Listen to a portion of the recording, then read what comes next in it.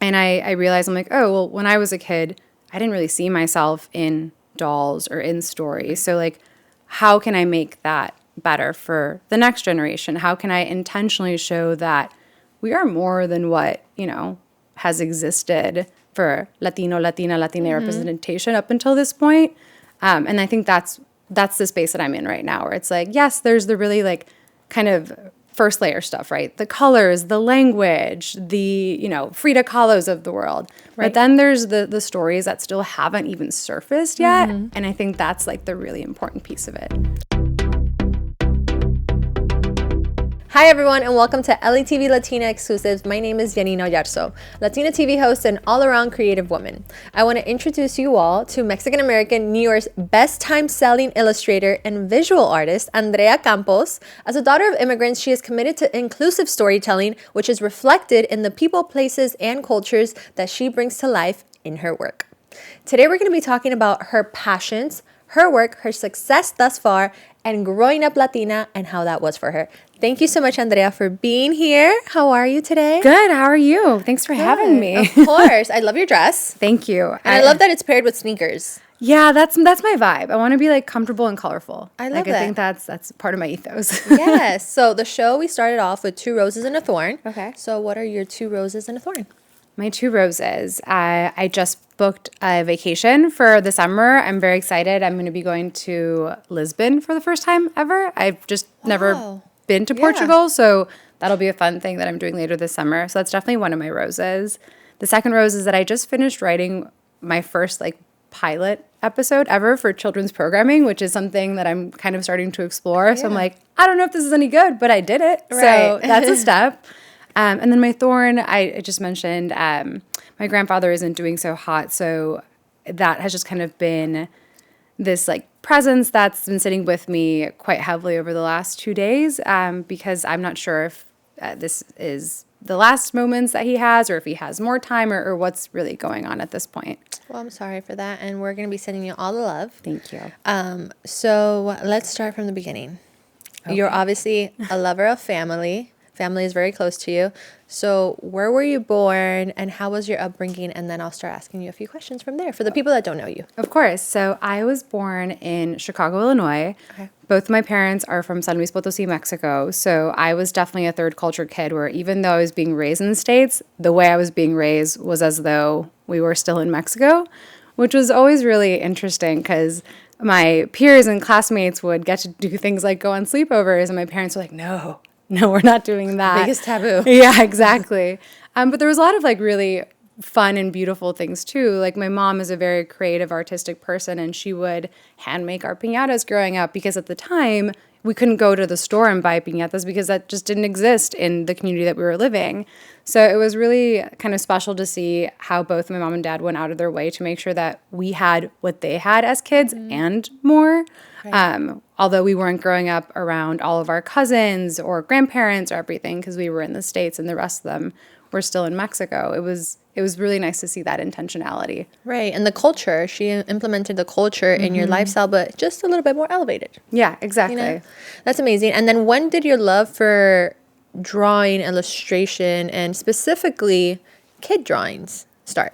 So I've always been a very kind of creative person. I think I have my mom and my grandfather to thank for that. They are both very talented creative artists themselves. And I feel like I am amongst the first in my family that actually has the opportunity to pursue it as a career. My mom was incredibly talented, but she wasn't able to be a full-time artist. My grandfather, this was like back in the 60s, was incredibly talented, but he was working at a railroad station. Did they also draw or was it other forms of creativity? No, they would draw, they would paint. My grandfather did sculptures. My mom studied architecture in Mexico, but when she moved to the States, she wasn't able to practice because things are just just different here. So she really channeled her creativity into making our Halloween costumes, making those piñatas, decorating our birthdays as kids. And I just would see her bring to life these things that started off as nothing, just little pieces of paper, and she would kind of make something amazing. What is one thing, which I'm sure is like picking your favorite child for a parent, but what is one of your favorite things that your grandfather and that your mom has made? Okay, so of the things that my mom has made, I think my favorite was when I was 3 years old, she handmade a Little Mermaid Halloween costume for me. And she also made a flounder costume for my brother. And that just, the photos of that, we looked like we're so happy. And for me, that was one of my like favorite Disney princesses growing up. So I was like, wow, I get to be here. I didn't realize at the time my mom made it, but as I've gotten older, I was like, wow, she went out of her way and made something that was better than what you could buy at the store at the time. Like that's a lot of love. And then my grandfather, he drew a picture of one of my cousins just kind of playing around a lake. He did it with like a regular number 2 pencil, like the kind of pencils we used to have at school. And he did it on this like massive piece of cardboard, a gorgeous thing. I don't know how it came about, but someone from the local newspaper saw him doing this and it ended up being printed. And that was like his pride and joy that someone had actually recognized his creative talent. And he still has that hanging up in the living room. And I just think that is such a, I don't know, that's beautiful little moment. So you obviously got your creativity from your mother and your grandfather. Now, is there other parts of other people in your family that you got aspects of that you use in your career now? Yeah, I mean, I think with both of my parents having come to the U.S. and really having to just figure it out on their own, that is something that I feel like is reflected in my professional entrepreneurial experience where I didn't go to art school. Up until 2 years ago, I knew nothing about publishing or the children's book illustration space, but I'm the type of person that will figure it out. I will find the right email. I will find the resources online. I'll ask the right questions and I'll just learn. It might not be the traditional path, but like the path that I've been on has never been traditional. It's the make it happen path. It's you're the eldest daughter, first generation, like you will figure it out path. Yeah. And I think I get that from them. I have loads of respect for both of them, especially my mom who came here in her late 20s and didn't speak a word of English. So for someone at that stage to be in a foreign country, to have 2 kids under 2, to like basically be told that you can't practice your career. She had to figure it all out without the internet, without WhatsApp, without like FaceTiming her family. And I'm just like, whoa, how did you do that? It's so much work. Right. Now, you started loving creativity from seeing your mom, from seeing your grandfather. What was your favorite piece growing up that you actually maybe had a moment where you were like, maybe I'm actually really good at this? Yeah. There was a few of those moments like in like preschool, kindergarten. I remember we all got to draw a bunch of things and the teacher selected my drawing to be like the t-shirt that everyone would wear. And I was like, this is kind of cool. I still have that shirt. It doesn't fit me because it's for, a 4-year-old, but that's like the first thing I ever made. And then as I got older too, I remember in like high school and middle school, there would be projects where teachers would encourage us to not just like draw something, but to like, I don't know, make something. So there was one history class that we were talking about different architecture styles throughout the U.S. and throughout the history of the U.S.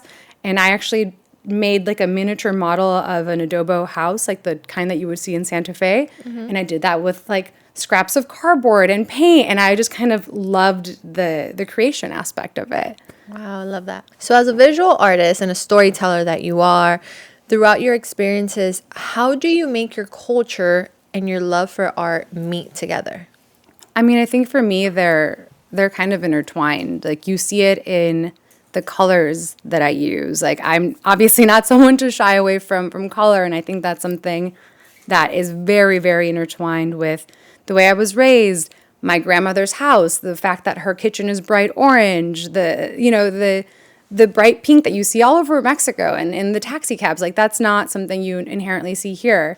So I think it's very like obvious and intertwined ways like that. And then there are other more intentional ways where I reflect on, my time.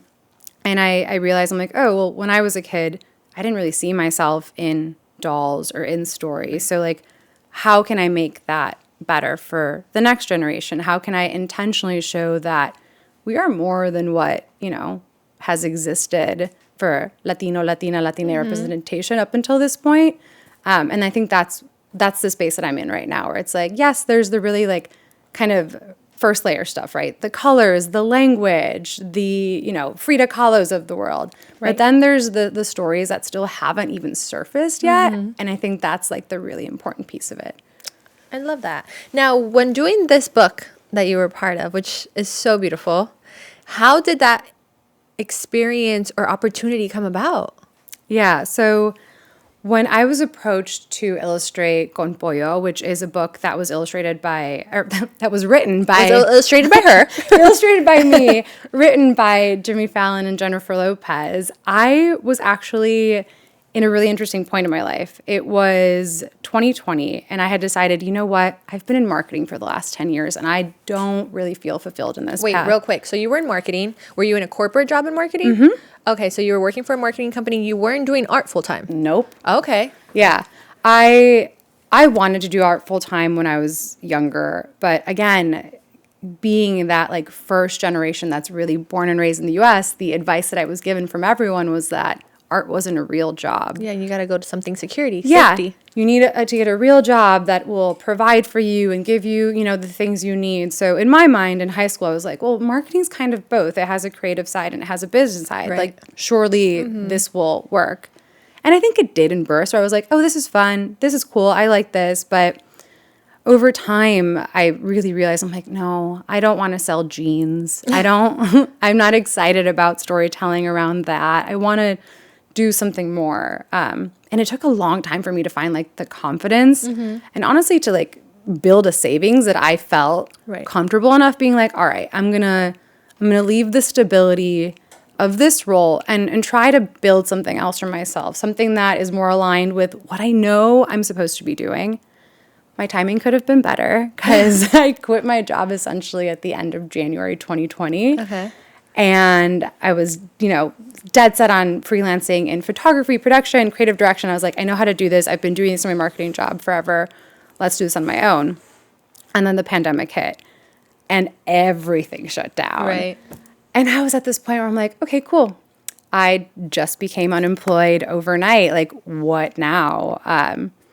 And thankfully, I decided to kind of do nothing for a while. I was like, all right, this pandemic's only going to last 2 weeks to flatten the curve. Like, I can be unemployed for like a month or two. I'll figure it out after that. And I used that time really to just reconnect with the things that made me happy. So while the world was so chaotic, I was just in my apartment baking, drawing, dancing, just like doing things purely for fun. And through those exercises, like drawing in particular really resurfaced. And I was like, I love doing this. I'm just going to do it every single day because it brings me peace. Yeah. And as a result of that, I made an Instagram for my drawings, and that Instagram like slowly started to grow. And one day, almost a year to the day from creating that Instagram, I got an email saying, hey, are you interested in illustrating a celebrity picture book? And I was just completely blown away. Do you know who from the team found you to this day or no? I'm not entirely sure. I've talked to folks on their team, and there's just like someone on their team saw your work online, and the rest is kind of history. That's amazing. Yeah. And how was that experience for you? Because it was a year after opening your Instagram. And, I recently had this conversation with somebody earlier today where I said, it's always the time that you take that step that you're so scared of. You're so scared of, and your brain goes into, but what if? Yeah. What if this happens? And then what if that happened? And it's all the what if negatives. Yeah. Like, your brain can't seem to comprehend, even though we're so quick to tell other people, but what if it goes great? But when it's in yours, no. But what if I run out of my savings? Yeah. What if this goes wrong? What if nobody likes it? What if nothing happens? What if it doesn't kick off? And you still did it, and then the pandemic hit, so it was even more like a what if was presented in front of you. It was like a wall I hit. I was like, oh, maybe I didn't do the right thing, Right. And then a year happens, which is usually what people say is try something for a year. Give it a year at least. Yeah. And then you got an email. Has your workflow changed since then, since that opportunity? Has doors opened and all that stuff? And how has that made you feel when now wanting to take risk to even expand more? Yeah. I mean, I think for me, that opportunity coming to me was huge. It was this giant sign from the universe that was like, this is what you're supposed to be doing. Like, yeah, it's going to be hard. A creative career is never, a guarantee. Right. There's ups and downs. There's, the constantly kind of hustle and get in front of the right people. But for me, that was like this stamp of approval. It's like, no, you need to keep doing this. Like, look, you did this for 1 year and look what happened. And I think like the last 2.5 years have been a lot of those moments where whenever I'm kind of feeling down, something else surfaces. And whenever I'm feeling down, something else surfaces. And now those down moments are starting to become like fewer and farther between, because not only do I feel like I can do the work, I have proof points now. I have multiple children's books. I have licensing deals. And I'm like, wow, this was not in my realm of what I thought was possible 3 years ago. I was really limiting myself by not dreaming bigger. Now I'm at the point where I'm like, all right, I still don't know what I'm doing. I'm learning. I'm learning a lot along the way. But I have like bigger dreams and ambitions for myself. I want to not only work in the children's book space, I want to work on children's programming. I want to do TV shows. I want to do so much more. And you're open to it. Yes. You're open to it. So I think like the universe can sense when you're open to receiving. And it's like, as long as you're open to receiving and not standing in front of your own blessings by blocking it with your own fears and insecurities, it will present itself to you. Now, as a creative, how are you able to create a balance? Because now this is your job. What was something once was a hobby as an activity, now it's a job. So what do you do to be able to differentiate and like kind of create a boundary, for better terms, of when I'm feeling stuck in my job, that now I have responsibilities and deadlines and, you know, deliverables to deliver, I don't want to lose the love I have for it. Do you do any like rituals? Do you take yourself away from it? Do you stop? What do you do? I mean, I think that's been one of the hardest things over the last 2 years, because I accidentally turned my hobby, something I love, into a full-time career, and like a high-profile one at that, where there are moments where I'm like, well, do I actually want to make this? Because what if people don't like this? And I have to remind myself that it's not about that. It's about like what I want to make and what fulfills me. I think I have had to put a lot of boundaries down, where it's like, all right, I used to draw all day, every day. That's not sustainable anymore, right? I need to walk away from it sometimes and find other things that feel creative, that feel fun, that feel exciting, that aren't for work. And there is some creative work that I do that like I'm not offering to the world, where I'm like, this is just for me. I'm doing pottery just for me. I'm doing songwriting just for me, just to like get something out there that's not like, you know, being offered as like a service. I see it as a muscle. You're creative. So if you're constantly doing, you know, biceps with your left arm, you need to at times, well, you should always actually, this is horrible. This metaphor is going horrible. Let's rewind this, because like, okay, that's not what I meant. But my point is, if you do something too often, you forget about the other sides of you which will ultimately help fill this side of you. So it's like, okay, you're still being creative, but in the places that you're not forced to at this point and have such contracts with. Like, I can relate to that, because as a creative myself, like I do TV hosting, and I'm also a content creator. And I told somebody the other day I had to do a project, and I went far and beyond for it. And people were like, why are you doing such a big production? It's just a giveaway.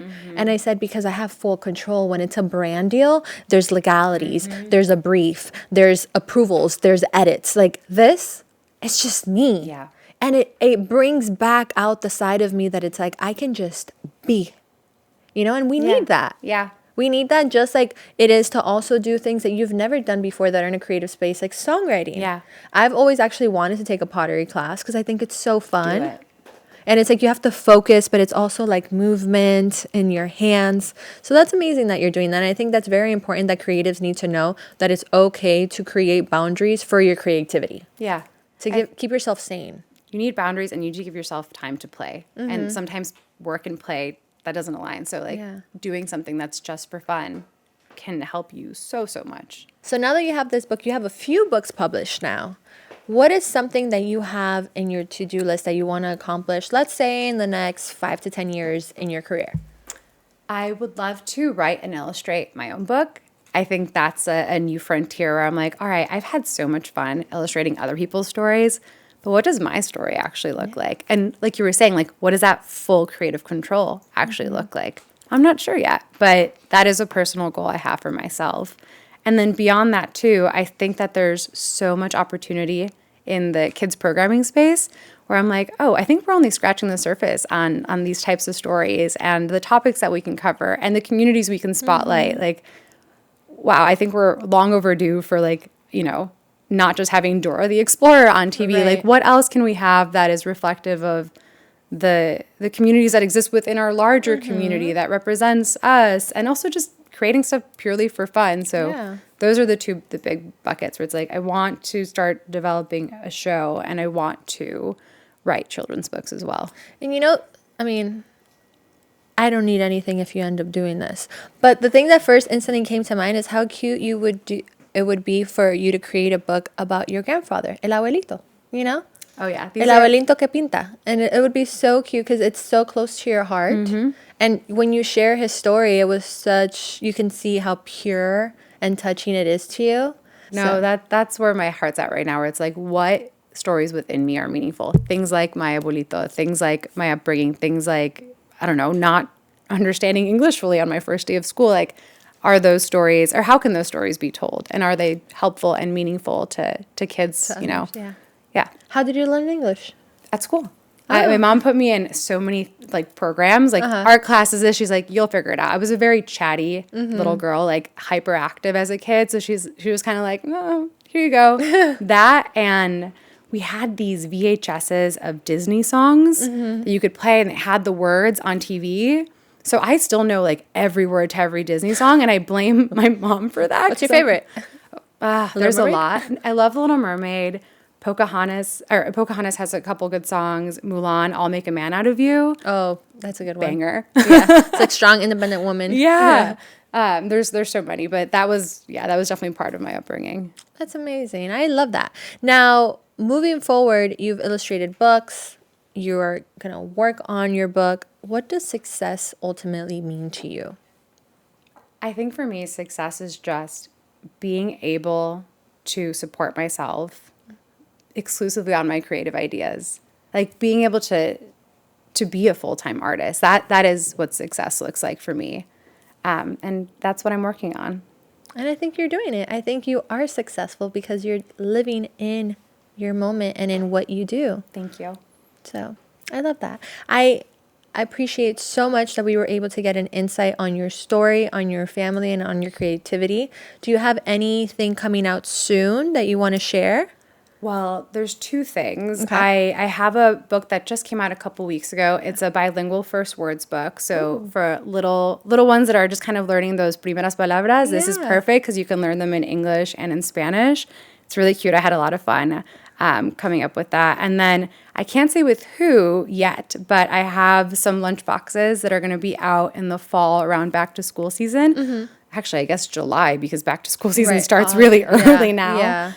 So that's going to be really exciting because it's going to be with a big retailer. They're going to be like in stores and on shelves, and I got to make a bunch of different patterns. And I'm really excited about that one too. We love that for you. Now, where can they find the words though? You can find all of my work at dreasdoodles.com. You could also follow me at Dreas Doodles on Instagram, TikTok, and all of the other social channels. Well, that's amazing. Well, thank you so much for being here. Make sure you guys follow her on all her socials. I'm sure she's going to have all the news about the lunchboxes coming soon, and get the palabras for your little kids or your nieces or nephews or friends. Now, this is a wrap up on the LATV Latina Exclusive episode. If you want to see this episode or others, make sure to download LATV Plus app, catch us on YouTube, or catch us on at LATV Latina. Until next time, I'm your host, Yanina. Bye.